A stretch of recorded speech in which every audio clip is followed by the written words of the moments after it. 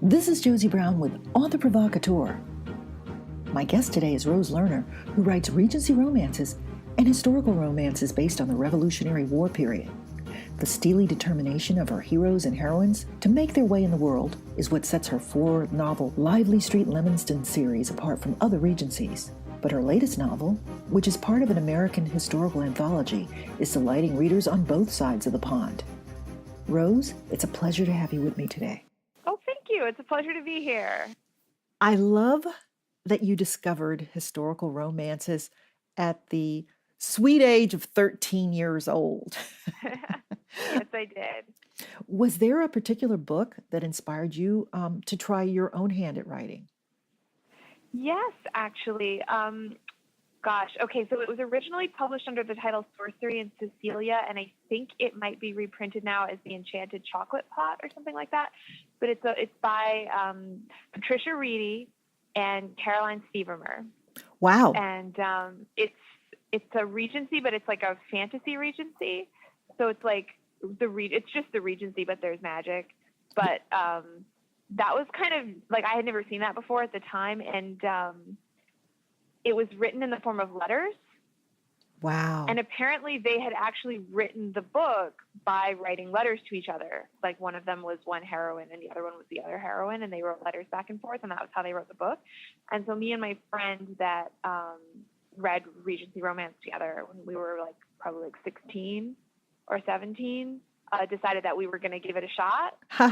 And we did the letter writing thing, and it was a ton of fun. It was amazing. We loved it, but I definitely got frustrated because I felt like I was signaling very clearly in my letters where I wanted the plot to go in her letters, and she was doing her own thing. And I was like, I need creative control. I'm going to write a book myself. I really enjoy your Lively Street Lemeston series. How did you get the concept for it? So it started out that I was writing a different book, and that I have never finished, but one day I will. But it was about it had this group of friends that were like all kind of blue stockings and like political people, and I was researching the role of upper class women in Regency politics for this book, and I came across this letter where this woman was writing to her election agent. She was, I think, the wife of a candidate, but she was writing to the guy that was working for them, like in the district, and she told him, these two people, if they get married, the man is going to be able to vote in this election. So you have to make sure that they get married before the election. And if you don't, I don't ever want to hear from you again. And I happen to love marriage of convenience stories. Like, it's like my absolute catnip. So I was very intrigued by this idea of marrying for an election, although I don't know in this particular case. I mean, they might have already been engaged and they were just, like getting married faster, or they didn't have the money to get married right then and she was going to like pay for it or something. I don't know. But I immediately was like, oh, like trying to marry someone off for an election. So I ended up writing the first book, Sweet Disorder, where the hero's brother is running for office and he tries to marry the heroine off so that her husband can vote in the election. But of course, he falls for her himself. And then I was planning to write my next book, and I'd never written a series before. And I was planning to write my next book about a con artist who decides that his brother, whose brother wants an honest life, and so he decides that he's going to get his brother a rich wife. And so I was pitching the first book, Sweet Disorder, and I was talking to an editor, and she was like, well, is it a series? And I said, no. And she was like, well, could it be a series? And I was like, well, I don't know who the next book would be about. And she's like, well, series these days don't have to be, like a group of brothers, or like, it could be just all set in the same town, or just, and I had actually gotten really fond of the town in Sweet Disorder. And I was like, well, could I set this con artist book in this town? And then I was like, there is no reason why not. Very Anthony Trollope. sort of like, the Barchester books or the. Yeah, yeah. I love that. Me too. I like a loosely linked series. I think you hooked on the right thing. The same town can have a wonderful, or the same village can have a wonderful set of people inside of it. Thank you. Yeah, I really like, for example, in Lauren Willig's Pink Carnation book, where sometimes you get to see the character from a previous book or the character from a future book in the book, and it's exciting for me as the reader because I love them, but maybe the narrator of this book actually kind of thinks they're jerks. Exactly. And I really love that. I also noticed that I'm very excited about the anthology that you're involved in that deals with American history. How did you come up with the concept for your story in it, and how did the anthology come about? So you're talking about Hamilton's Battalion, which is my anthology with Alyssa Cole and Courtney Milan. Yes. And so I think we're in like a group chat, and they came up with this idea for doing like a Hamilton themed anthology, and they invited me. So, and I said yes immediately because they invited me because they knew that I was obsessed with Hamilton the musical, because we were all obsessed with Hamilton the musical together. Right. So, and I was already doing like a ton of reading, the nonfiction reading about the Revolutionary War in Hamilton, and I didn't want to stop, but I knew I had to start my next story. So, I was very excited to have this opportunity to just keep going. Part of what's so appealing about the musical is that it gives a place in American history for marginalized people who often don't get to be part of that story, even though they were part of that story. And so we wanted it to be pretty loosely tied to Hamilton, and we came up with the idea that it would kind of center around a specific incident in Hamilton's life, that each story would be tied to some event in his life, but that that it wouldn't necessarily be like about him, or he wouldn't necessarily be like a major character. And so we each read the Ron Chernow biography and came up with a list of possible events, and we ended up settling on the Battle of Yorktown.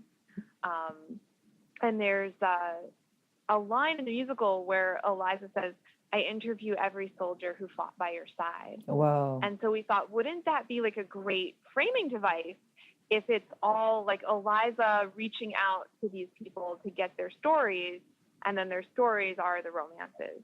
Right, right. And it turns out that your heroine is sort of, she's disguised herself as a man so that she can fight in the battle. Yes, I have always wanted to write a cross-dressing like soldier or sailor heroine. I've had a million different plot bunnies for it throughout my writing life, and it's never quite happened. Someday I'm going to write that British Navy book, but I figured I'm doing the Army, like this is my chance, like let's do it. Right. I was very excited to get Right. Yes. I'm not throwing away my shot. No. And also, there's Trafalgar. You'll get that chance. So what have you found most exciting? Writing about American history or British history? Definitely, I'm going back to the Regency and Lively St. Lemeston, and I don't think I'm not currently planning to write any more American historicals. It doesn't mean that I won't, but I'm not currently. But I think, we were planning this anthology before the last election. And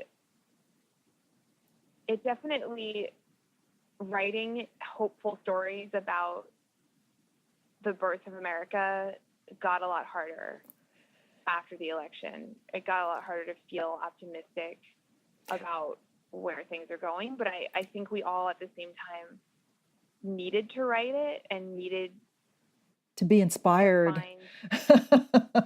I needed to find that hope for ourselves. I don't know that I'm necessarily going to write more American historicals, but writing this one was a really important emotional experience for me in a different way because it is my own country. Right. I hear you. I hope that you're bringing Hamilton's Battalion to Barbara Bay. Oh, absolutely. Are there other books that you'll be bringing? Yes. I'm thinking, I haven't quite decided. I'm probably going to have A Taste of Honey, which is my latest Lively St. Lemeston book. And it's kind of almost an epilogue, but it also stands alone, and it's set in a bakery. It's like a boss, like a workplace romance. Right. And with sexy pastries. And then I'll also probably bring All or Nothing, which is another novella that I wrote for a different anthology, but that now I have by itself. And that's a standalone about a shy architect, and he has this crush on the hostess at a gaming den that he goes to all the time. And he ends up winning her in a game of chance. Uh-huh. But then he just asks her to pretend to be his mistress because he's going to a scandalous house party, and he wants to get work done there without people bothering him. And he figures if he brings like a fake mistress, that people will leave him alone. So bring that. And then I'm also going to bring Sweet Disorder, which is the first Lively St. Lemeston book that I was talking about earlier with the election. Yeah, I think it's always great to bring your first for people who haven't yet experienced your work. Do you have a work in progress so that readers can look and say, wow, I loved what I read of her so far, and I can't wait to see this coming up next? So I'm working on two things. The one that I'm most actively working on is a lesbian gothic. It's almost like a Jane Eyre retelling. It's a young woman from Lively St. Lemeston goes to be a governess in a remote seaside town. And she starts kind of falling for her employer, but she's never met his wife, who's sick and never leaves her room. And then she gradually starts to realize that something is not right. Whoa. In the house. Yeah. Yeah. And she ends up with the wife. So I'm really enjoying working on that. And then I'm also working on, for those of you that read Lively St. Lemeston and have read True Pretense is the second book. So Ash's brother Rafe is getting his book. There we go with those brothers again. And if anybody wants to keep up with what I'm writing, like as I'm writing, I have a newsletter, and I put it out monthly, but I also put out like a very short little one every week where I just kind of share like a line that I wrote that week or something that I learned while I was researching. Every Wednesday to kind of, perk people up on Wednesday because it's a rough day sometimes. Right. And also that's a wonderful. Sign up for that at my website, roselerner.com. That's a wonderful way for readers to understand how our process works, is to actually let them peek into, the thought or the idea behind, a line, a paragraph, a chapter, a book. So I would think that would be a fun thing for readers, another fun way for readers to connect with you. I really like writing it, and, people seem to enjoy reading it. So, yeah. And, I met you at Barbara Bay, and I'm so glad I did. So me too. What keeps bringing you back to Barbara Bay? I just want to hear it from you and see if it aligns with what I see there. When I'm there, like, obviously I'm there as an author, but I also feel like I'm there as a reader. I just love, everyone is so excited about romance, and we all get to talk to each other about our favorite books. And I just love it. I agree, because, all writers are readers. And that's where you make a different kind of connection with a reader who's interested in what you write. Yeah, exactly. Like, do I like doing book sales? Yeah, I mean, I do, obviously. It's fun. But getting to, sit down with someone and eat lunch and be like, all right, what are we all reading? What are we all excited about reading next week? It's different and it's special. Want to hear more about the authors who will be attending the Barbara Bay Reader Appreciation Weekend? Just go to my website, authorprovocateur.com, and click on to the other interviews. You'll also find them on the event's Facebook page. And beneath each interview, feel free to leave a comment about your favorite part of it. Doing so puts you in the running for a bundle of the author's books. Listeners can leave one comment per author to be entered for the drawing. This is Josie Brown of Author Provocateur, signing off.